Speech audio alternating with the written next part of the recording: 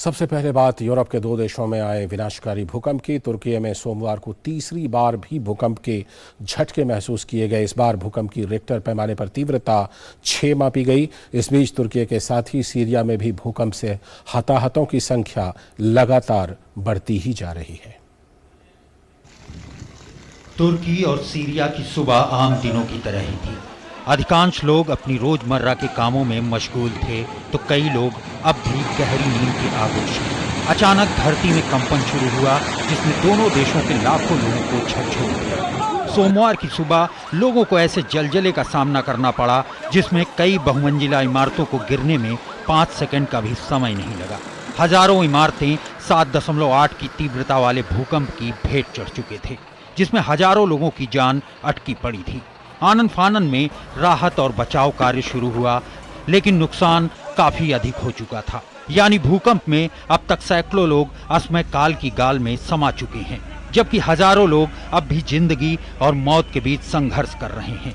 अभी भी कई लोग ढह चुकी इमारतों के मलबे में फंसे हुए हैं, जिन्हें बचाव राहत दलों के लोग बाहर निकालने की कोशिशों में लगे हुए हैं।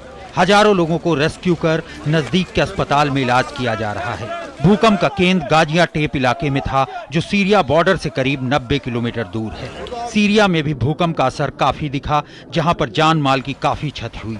दोनों देशों में एक के बाद एक 6 बार भूकंप के तेज झटके महसूस किए गए। इतना ही नहीं, करीब 10 घंटे बाद लोगों को एक और जलवा। बाद एक बार फिर तुर्की में 7.5 तीव्रता के भूकंप के झटकों ने लोगों को सकते में डाल दिया।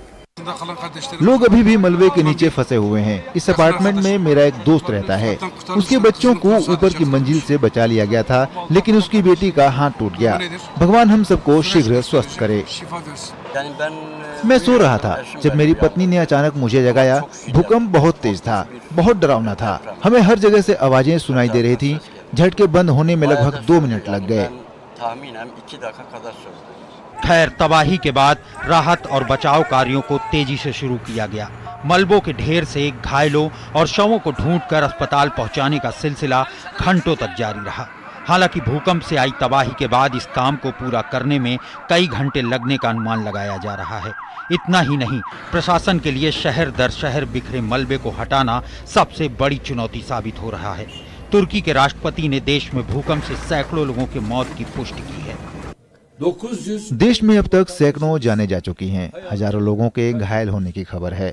मलबे से बचाए गए लोगों की संख्या 3000 से अधिक है। ढही हुई इमारतों की संख्या 2818 है। हम नहीं जानते कि मृतकों और घायलों की संख्या कितनी बढ़ेगी, क्योंकि भूकंप क्षेत्र में कई इमारतों में मलबा हटाने का काम जारी है। हमें उम्मीद है कि हम कम से कम जानमाल के नुकसान के साथ इस आपदा से उबर जाएंगे।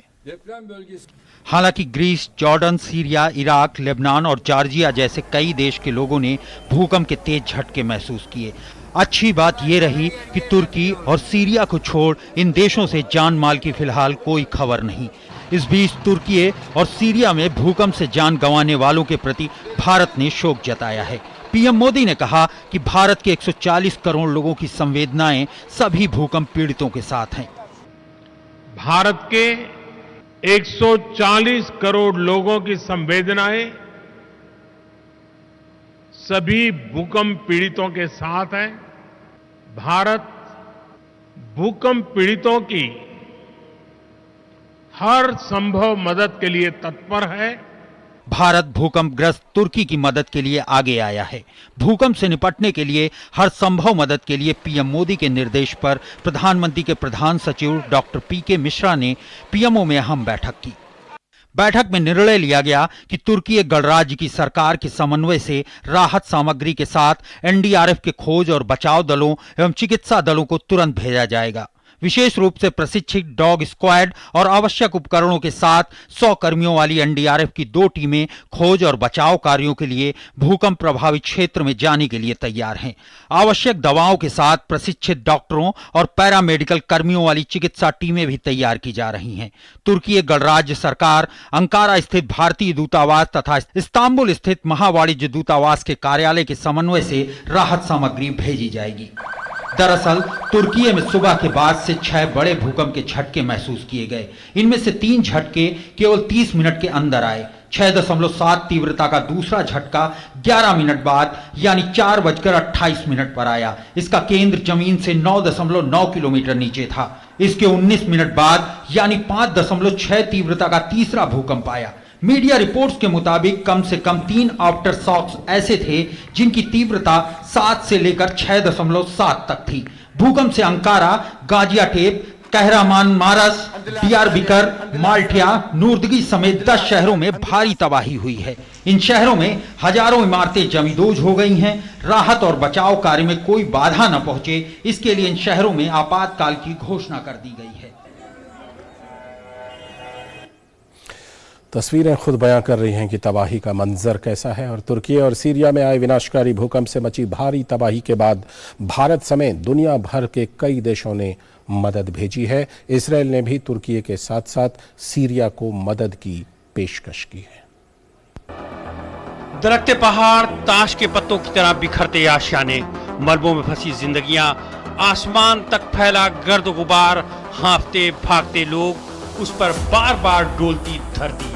हर झटके के बाद हलक में अटकती सांसें और हर सांस को बचाने की जद्दोजहद, और इसमें आड़े आती मौसम की मार।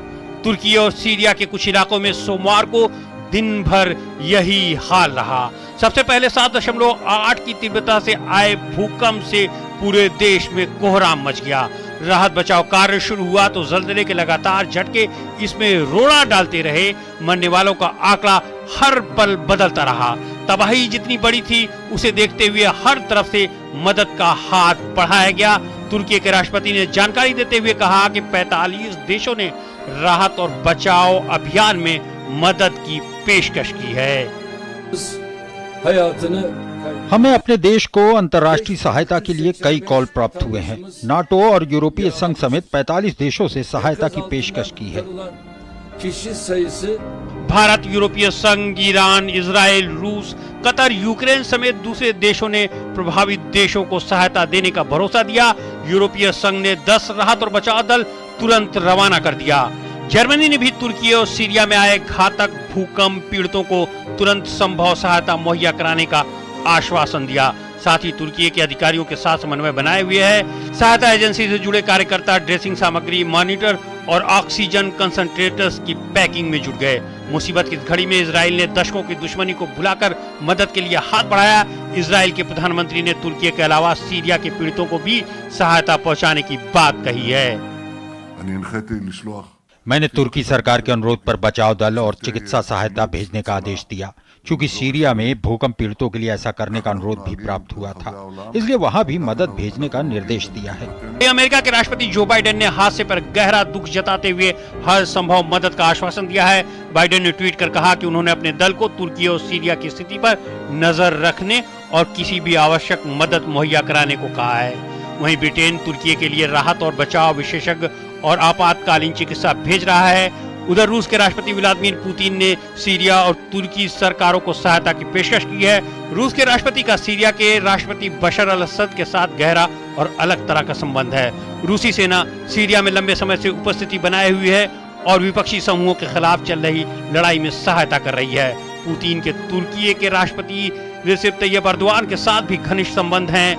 नाटो का सदस्य होने के बावजूद तुर्की ने यूक्रेन और रूस युद्ध में मध्यस्थता करने की मांग की है। इस बीच घटनास्थल से आ रही हर तस्वीर अपने आगोश में मातम, दर्द, जख्म, राहत और संतोष का एहसास छिपा रखा है। मलबों से लोगों को निकालने का सिलसिला जारी है। इसी क्रम में 2 बच्चों को सुरक्षित निकालने के बाद उनका इलाज किया जा रहा है। इन बच्चों की तरह दूसरे बच्चे शायद इतने खुशकिस्मत नहीं थे, उन्हें भूकंप ने निगल लिया है। मैं अपने भाई और उसके परिवार, उसे और उसके 7 बच्चों को बाहर निकलने का इंतजार कर रहा हूँ। उन्होंने किसी को बाहर निकाला लेकिन वे नहीं थे। वे उसे ले गए और चले गए। हर कोई अपना निकाल रहा है। भगवान हमारी मदद करे।